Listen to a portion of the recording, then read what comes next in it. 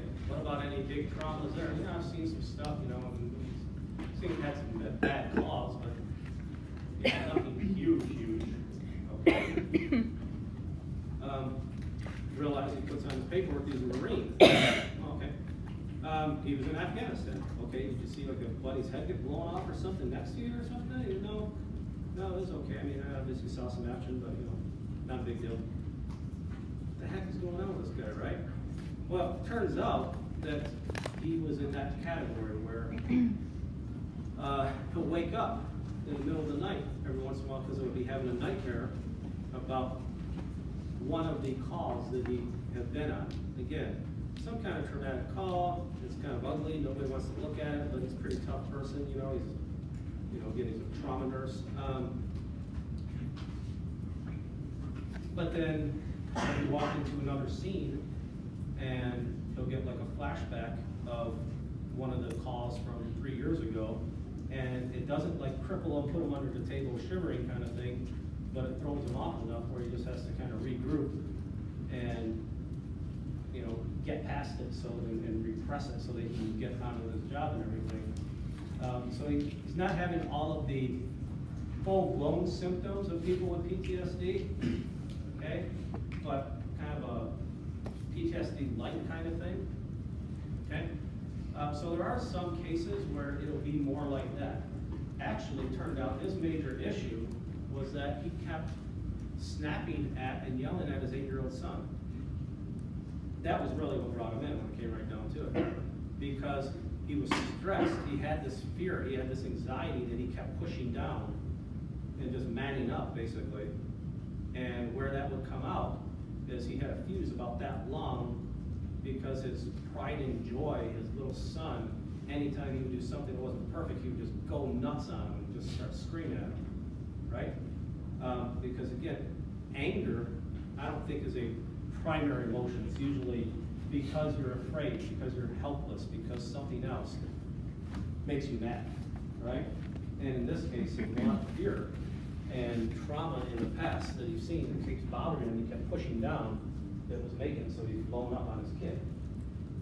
Right? So again, there's a lot more to these disorders than what you see on the surface. Okay?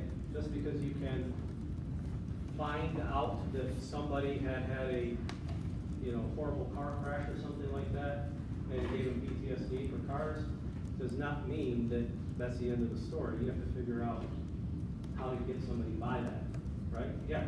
Yeah, my dad's a nurse practitioner, and he used to do a lot of post-evals with returning soldiers coming home, and there were a lot of those where it was just, my dad would like talk with them more and more and learn that it was just little events throughout their, however long they were in Afghanistan or something, that triggered them to hate driving, to hate fireworks, and 4th of July. So. Yeah. Yeah. And there usually is something, right? Sometimes you have to dig. I mean, even knowing what I know, I'm still trying to figure out what caused a stupid panic attack of mine, right? Turns out I can't have anything over my face, over my nose. I just go berserk. Had a dentist once try to put a thing over my nose to knock me out for some teeth. After about 2 hours, and kind of trying to, put it on just for a little bit. Okay, I'm putting it on. I'm not turning on the gas. Blah, blah, blah. Every time you put that thing on, my heart rate would go so fast it would flush all of the drugs out of my system. And I'm like, you know what? I'm not in a panic attack, but how about this close? So don't put anything over my face. Okay, forget it. And end up doing this stupid root canal without anesthesia, which sucks, by the way. But what are you gonna do? Adrenaline will knock anything out of your system real fast, which is why you use it in emergency rooms. But yeah, there's usually something.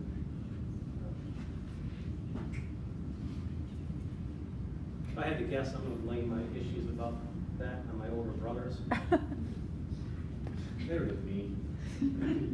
So I have a friend who actually just got diagnosed with that, and she's a nurse, and a new nurse, and she was waking up in the middle of the night and just worried that she didn't do something, she didn't write something down, she didn't check a patient's vitals.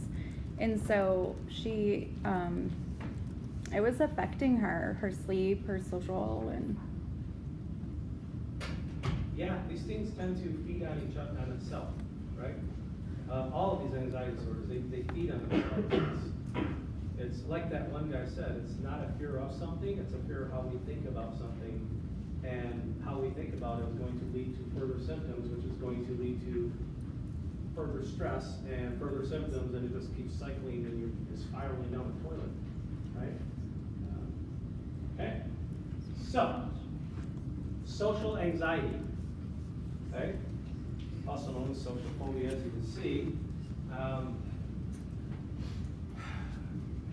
Notice it says excessive fear of having others watch and judge their actions. Okay? What age do you think these come up? When you're older. Well, I think I heard every age just now. Somebody did a study about something like this. Basically what it was is, you know how teenagers think that everybody's looking at them and judging them, looking for something to criticize, well, think they're the center of attention. Here's the thing. In junior high, they found that's true. If you remember junior high, these dark years where everybody is actually looking at everyone and judging them and trying to find something to be critical about so that they can ruin their life, right? That's junior high. That is absolutely true. People do that to each other in junior high. Once you get to high school, and especially college, everybody's already been through junior high, and they're more worried about themselves at that point. And they're not really looking at you, they don't really care. Your problems isn't really theirs so much. More worried about themselves and how they're gonna do on something because, for example, I had, back when we used to do CLCs in pathophys, I had this one person say, like, right at the beginning of the semester, I'm not going to stand up in front of the class with my peers and talk. It's just not gonna happen. I'm not gonna present our CLC project. So how much of the grade is that gonna be? It's just not gonna happen. I'll go ahead and I'll work extra, I'll take on an extra load on creating the PowerPoint and doing the research, but I'm just not gonna stand up there. Not gonna happen. Well, it's significant, but it's not gonna fail you for the whole class, assuming you're doing fine and everything else. And she's okay with that. It's like, okay. Sure enough, she did it. Okay? Again, you guys probably know this if you've been through CLCs. If someone's out there making an idiot out of themselves, your thought probably going through your head is, oh man, I hope I don't do that when I get there. Right? It really isn't, oh, what an idiot. No, it's usually like, man, I hope I don't do that. Most of the time, people are not going out of the way to judge you, unless, of course, you're on a view or something, but whatever. There are certainly those kind of shows where they go out of their way to judge people. That's kind of the appeal of it. That's an 8th grade kind of behavior. Most people don't act like that in real life. But somebody with a social anxiety disorder, it is, again, crippling. It is, I don't really care what the consequences are. I can't do that. I won't do that. Okay? Anybody have any good stories? I really don't have any great stories on that. Anybody have anything? Social anxiety disorder? Yes? Pretty much like for me during high school, like I had a lot of social anxiety for like no apparent reason, obviously. Really? But yeah. If I had to think all the people in this room, you'd be like one of the last on my list. Well, because like I saw a psychologist pretty much like all throughout high school because of it, but obviously it kind of worked because here I am. Well done. But it's really weird. It's like you can be doing something like you can be doing something like not even relevant. It's just like, oh my gosh, people are looking at me. It's just like you're in the restroom and you're afraid to like push the lever down so it can flush because you think people are gonna know that you're in there. It's like it's weird. And you were one of the 2 people in this class that actually volunteered and went and got in spandex to sit in a room full of high school students to demonstrate that BIPOC course. Yeah. Wow, you came a long way. You kind of just have to get over it, like after a while, it's kind of just like, you do it just because, like, you know you're afraid, but you kind of just like, you do it because after a while, it's just like, you can't get anything done, and it sucks. Yeah, It's it's just just like, interfering with your life. yeah, like you have a lot of things that you want to do, but you can't because you're scared to do it, but then it's just like, okay, well. That's, by the way, I was gonna say, that's by the way, called resilience. There's that word that we use called resilience, and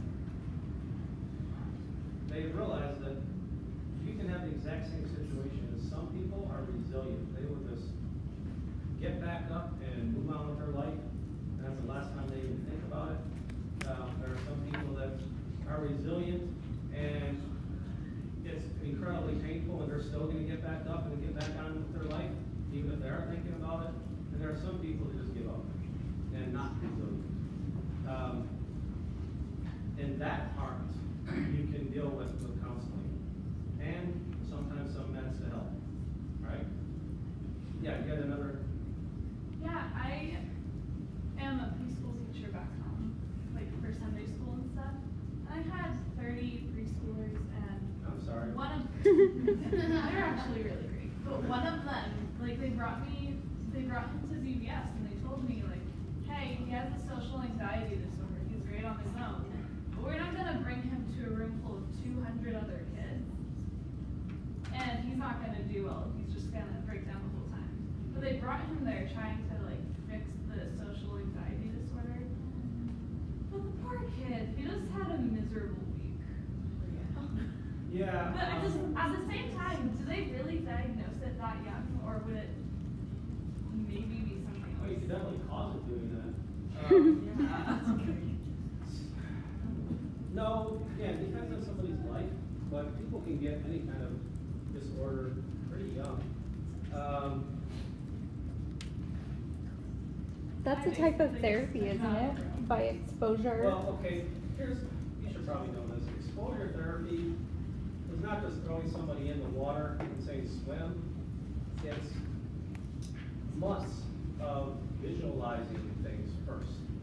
So if this kid is afraid of being in a crowd with all these other kids, you talk to him for months about as far as he can take it, where it's a little bit stressful, but then you back off, right? You show him pictures of cartoons, kids. This is you with 3 kids. How does that make you feel, kind of thing, right? And then eventually you get to, okay, let's picture you going through this room, and then you take them, you put them in a room with 3 kids, not 40 kids, right? And then you kind of build up slowly. That's exposure therapy. It's very, very, very gradual. You don't take somebody from a fear of 10 on the scale of 1 to 10 and give them a fear of 10. Start with a 1 and kind of work up your chain. It was basically my job to get him out of the room whenever he started Hmm. having. Yeah.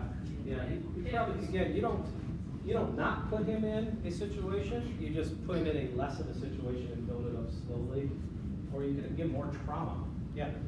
I think I actually had social anxiety when I was 4 because I always thought that they were judging me for my spelling scores. So I was put into homeschool. At 4? Yeah. Or in 4th grade, somewhere around that Okay. age. And then I was put into homeschooling, and I don't think I fully developed what I needed to be up until 7th grade because I had very bad social anxiety and I really had trouble being around people. So I think I had trouble with that when I was younger. And I'm still struggling with it. Are you doing well? Yeah. Hmm. I just get really red and talking. Yeah. I do not talk on the phone. I have major. On the phone? fear of talking on the phone, yes.